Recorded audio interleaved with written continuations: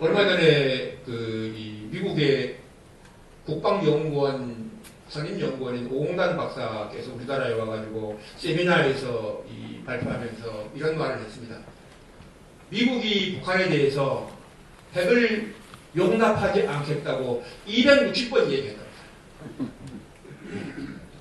그런데 북한이 핵을 포기하지 않았습니다.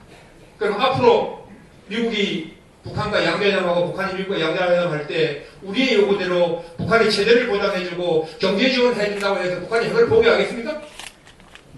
안 하겠죠, 그죠? 네, 안 하겠죠. 이렇게 북한의 핵은 분명한 목적을 가지고 있습니다. 그러면 북한이 왜 지금 시기에 그러면 양자회담을 시작했느냐는 겁니다. 미국하고. 왜 여러분들 지금 시기에 했겠습니까? 그것은 북한이 아마 역사적 교훈을 참고해서 지금 시작했으리라고 생각합니다. 여러분 아시다시피 베트남에서 공산월맹이 미국과 평화협상을 시작해서 평화조약을 체결하고 주월 미군을 철수시키고 월남을 공산화시키는데 5년 걸렸습니다.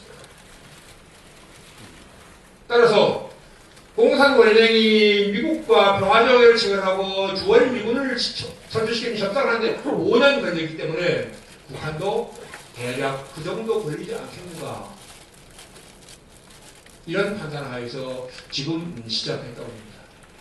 이 대략 보면 여러분들 주한미군을 철수시키고 평화조약을 체결하려면 사전에 무슨 조치가 있어야 됩니까?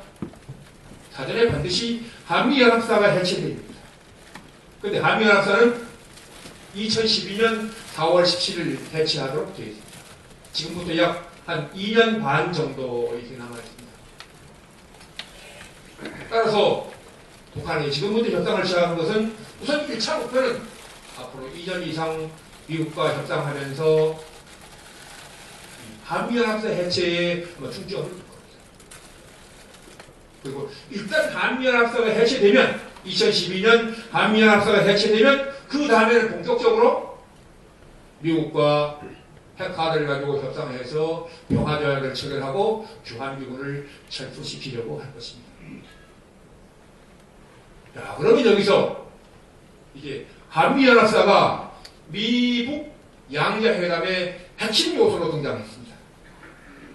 여러분들 북한의 목표는 조금 전에 말씀드린 대로 평화조약을 체결하고 주한미군을 철수시키기 목표고, 우리와 미국의 목표는 뭡니까?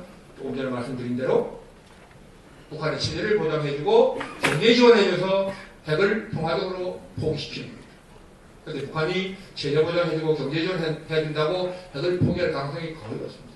그러면 북한의 체제 보장해주고 경제 지원해줘서 핵을 포기시킬 유일한 방법이 뭐냐? 그것은 북한의 적화통일 전략을 포기시키는 겁니다.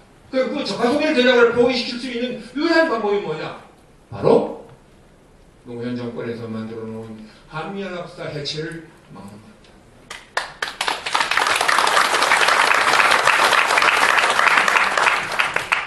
따라서 지금 미국 양자회담에서 북한의 의도대로 가느냐 아니면 한미의 의도대로 가느냐, 이 갈림길에서 바로메터가 바로 뭡니까? 한미연합사 해체를 막느냐 못 막느냐입니다. 2012년 한미연합사 해체를 우리 국민과 우리 정부와 미국이 그것을 유보시키고 막으면 우리의 의도대로 갈 수 있고, 그것을 막지 못하면 북한의 의도대로 끌려갈 수 있습니다. 따라서 이 한미연합사 해체가 대단히 중요한 요소로, 우리의 운명을 좌우할 수 있는 대단히 중요한 요소로 등장했습니다.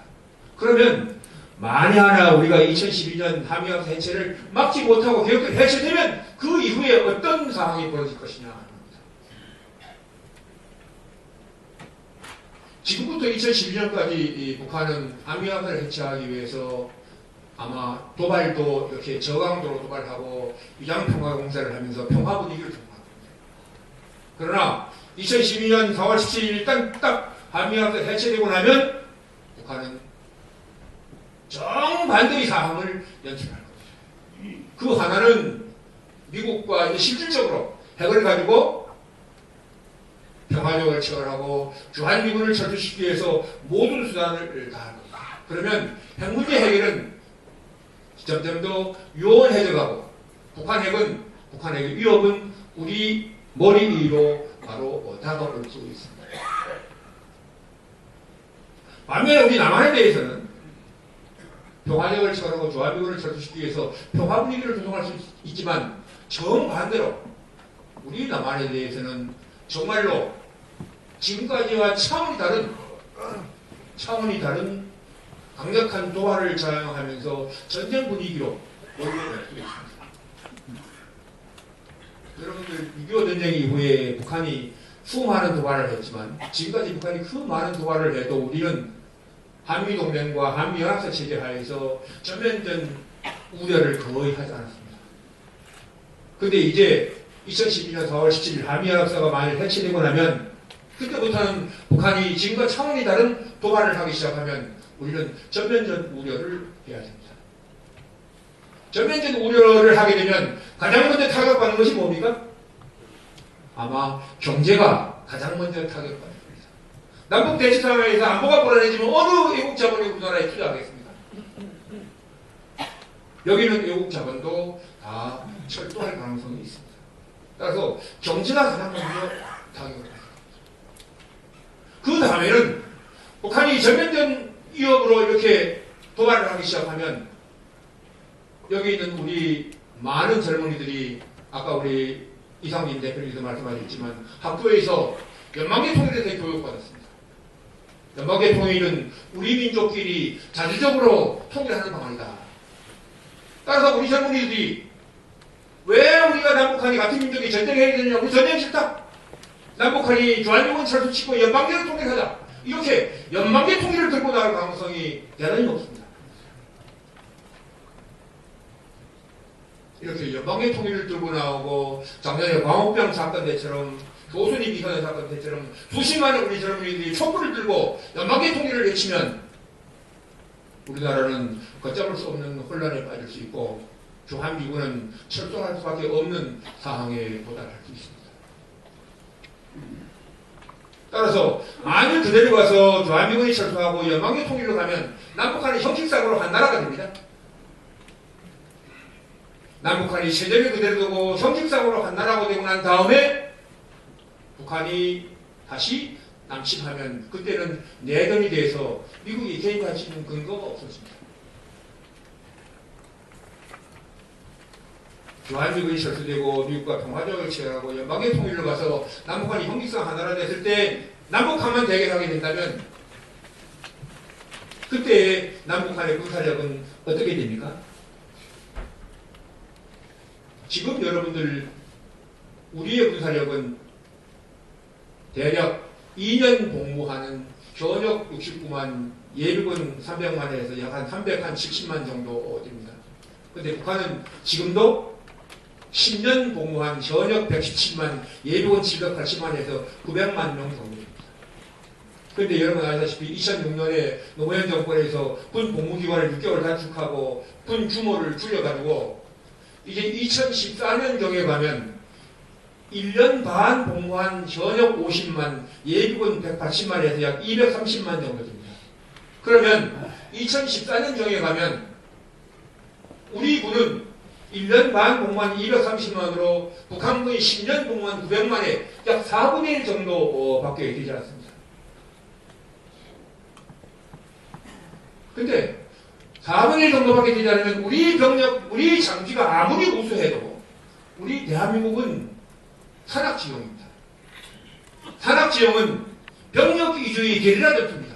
지금 아프가니스탄에서 그 첨단 전력을 가진 미국이 저기 왜 보장합니까? 산악지형에서 게릴라전을 하기 때문에 보장하는 겁니다.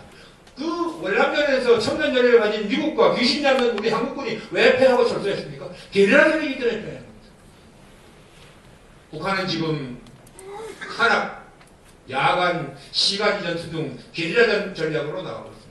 이 게릴라전에는 병력 위주의 전투입니다. 그 병력 위주의 전투에서 10년 복무한 900만 대 1년 6개월 복무한 우리 약 한 230만이 맞붙으면 어떻게 되겠습니까? 거기에 여러분들 알다시피 북한은 요즘 휴전선 부근에 약 800여 개의 반지하 시설을 만들어서 전투 장비를 전략 물자를 지금 비축해 놓고 있다고 언론에 보도되고